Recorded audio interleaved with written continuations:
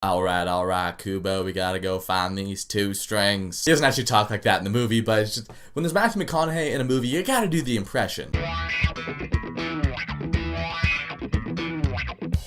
So Kubo and the Two Strings is the newest movie from Laika Entertainment. They're the ones that have brought us Coraline, Paranorman, the Box Trolls. These guys have become like the Pixar of stop motion animation. And in Kubo and the Two Strings, there's a kid, his name's Kubo. Kubo's got these cool magical abilities. He does origami, plays his guitar, and the origami characters come to life. And without spoiling too much of the movie, basically what happens is Kubo is on a quest to find these pieces of armor to help him battle a dark force that he has encountered in his past. It's a fairly simple premise, but the movie goes a lot deeper than that. And I gotta say, Kubo is my favorite animated movie of the year. There is so much to like about this movie. First of all, the voice cast all around is great. There are some people that I recognize, but mainly just from knowing the fact that those people were in the movie ahead of time. So I was able to pick out Charlize Theron and Matthew McConaughey. But then there's some other ones that I didn't know were in this movie that blended in really well. Like George Takei's in this, Rooney Mara's in this. So that was really cool. But the thing that got me from the beginning of the movie was the stop motion animation. There were multiple shots in this movie where I was just looking at it and I was like, how did they do that? It's crazy. This is a big, epic movie. It feels like a big, epic movie. And at no point does it feel like miniatures being shot on a desktop. I mean, there's shots when they're in the middle of the ocean in a giant storm, they're on this boat, and the camera's like panning around them. It looks absolutely solid. I have no idea how they did that. What was actually cool for me is earlier this week, I got to go to this thing at Universal Studios. It's a little presentation about Laika Entertainment. They got all these puppets from Coraline leading all the way to Kubo. So they had some of the stuff from Kubo. And some of those puppets were so detailed. Like, I just hold up my phone and look through the phone's picture. It looked exactly like it does on my TV. Like, there's that much attention to detail of these things. There's one puppet in Kubo that's over 16 feet tall. And one thing I liked that they mentioned was that stop motion. What's cool about stop motion is that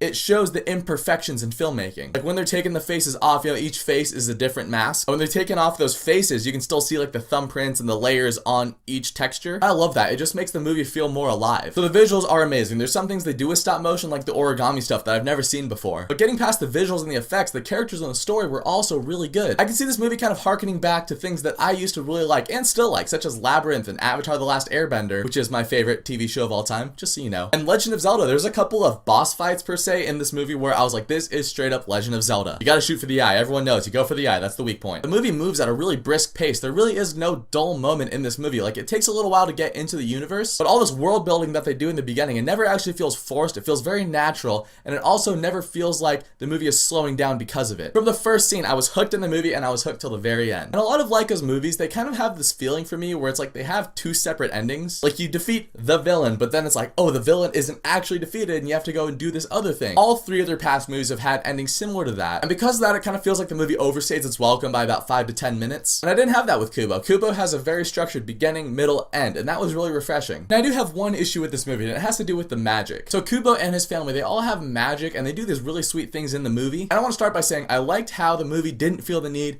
to explain everything to you. They kind of let you fill in the gaps and figure it out on your own as the movie goes on. But because of that, sometimes it feels like the magic is just a quick fix. Like for instance, Kubo, Monkey, and Beetle, they'll be in a situation where they're really stuck, they're trying to get out of it, and then all of a sudden, poof, they're out of it because Kubo has magic. And Kubo has this new magical ability that they just found out about. Oh, how convenient. So if maybe a little bit earlier in the movie, they gave us a little more structure as to just how Kubo's magical abilities work, what he's capable of, what he's not capable of, but not too much, because then you run the Phantom Menace risk where it's all just exposition. So I don't want that, but I do want just a little more explanation. But I gotta say, Kubo and the Two Strings was an awesome animated movie, the best of the year. I liked it more than Zootopia. I liked it more than Finding Dory. This movie is probably gonna make like 1/10 of the money that Finding Dory made. Go see Kubo and the Two Strings. It deserves to make a lot more money than it's probably going to. And I want to see Laika make more movies, so just see it. It's awesome. Oh, and the song in the credits was great. I forgot about that, but it's great. So if you've seen Kubo and the Two Strings, let me know what you thought of it down in the comment section. And thank you for watching this video. If you liked it, you can click subscribe and check out some of my other stuff,